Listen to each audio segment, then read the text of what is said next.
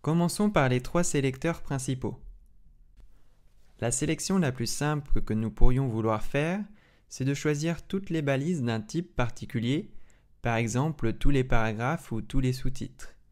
C'est le sélecteur CSS le plus simple, puisqu'il suffit de noter le nom de la balise pour que cela sélectionne automatiquement toutes les balises correspondantes.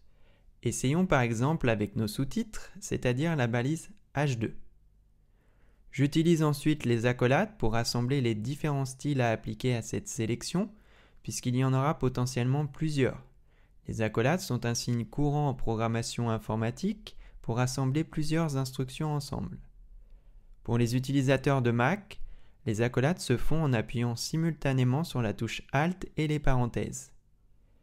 Et si nous essayons d'appliquer la couleur rouge, nous pouvons voir dans notre navigateur que tous les sous-titres H2 sont bien devenus rouges.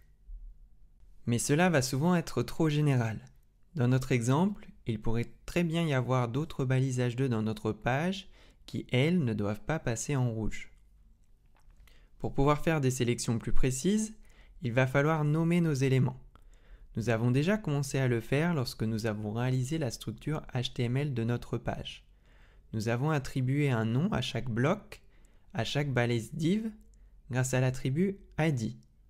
Nous pouvons attribuer un identifiant à n'importe quelle balise, pas seulement aux divs. Par définition, un identifiant doit absolument être unique pour correspondre à un seul élément de la page. Nous sommes donc passés d'une sélection de toutes les balises d'un certain type à une sélection d'un seul élément. Il nous faudrait enfin un système intermédiaire pour sélectionner un groupe restreint d'éléments. C'est le principe des classes qui s'indique en HTML par l'attribut du même nom. Il s'agit toujours d'un moyen pour nommer des éléments, mais cette fois, à la différence d'un ID qui doit être unique, ce nom pourra être associé à plusieurs éléments différents pour constituer un groupe. C'est l'exemple des sous-titres de notre article. Une seconde différence importante entre les identifiants et les classes, c'est qu'on peut sans souci placer un élément dans plusieurs groupes différents. Il suffit d'indiquer ces différentes classes en les séparant par des espaces. Revenons donc quelques instants à notre fichier index.html pour ajouter quelques noms aux différents éléments de notre article. Le titre de l'article est forcément unique. Je vais donc le nommer grâce à un identifiant comme nous l'avions fait pour les divs.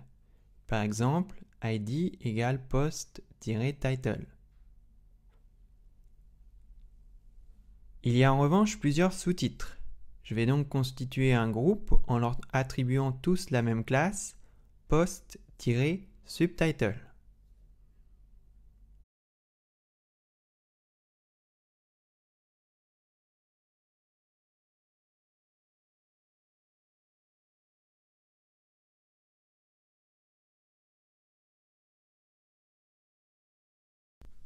Comment ensuite sélectionner ces différents noms dans notre fichier CSS? Pour un identifiant, il suffit de l'écrire en le préfixant par le signe dièse. Cela ne doit pas vous surprendre car vous connaissez déjà ce signe. On parle sur Twitter de hashtag qui commence également par un dièse. Identifiant et hash sont des synonymes en programmation et correspondent au même concept. Pour une classe, il suffit de l'écrire en la préfixant par le signe point qui lui est spécifique au CSS. Ce sont les deux signes de base à retenir en CSS, dièse pour ID, point pour classe. Nous pouvons donc maintenant retourner dans notre fichier selectors.css pour utiliser ces deux sélecteurs. Je peux par exemple sélectionner le titre de l'article avec dièse post-title. Et si j'essaie de lui appliquer la couleur rouge, je peux vérifier dans mon navigateur que cela fonctionne. Je peux aussi sélectionner mes sous-titres avec point post-subtitle et si j'essaie de leur appliquer la couleur rouge, je peux également vérifier dans mon navigateur que cela fonctionne.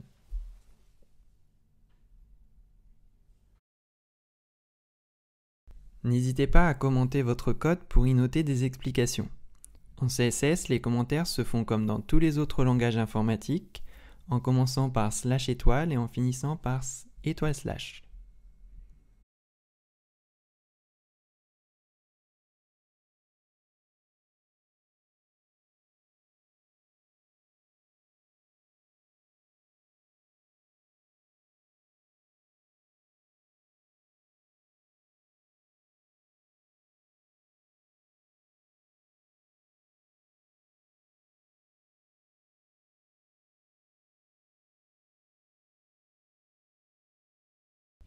N'hésitez pas à vous abonner à notre chaîne YouTube pour suivre tous nos tutoriels HTML5 et CSS3 en cours et à venir.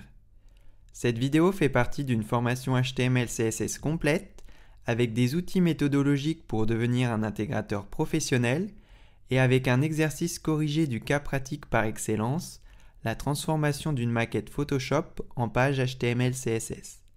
Retrouvez-la sur notre site web formationhtml5.com et inscrivez-vous à la newsletter pour obtenir des coupons de réduction. Et pour suivre l'actualité du HTML5 et du CSS3, rendez-vous sur notre compte Twitter @formationhtml5.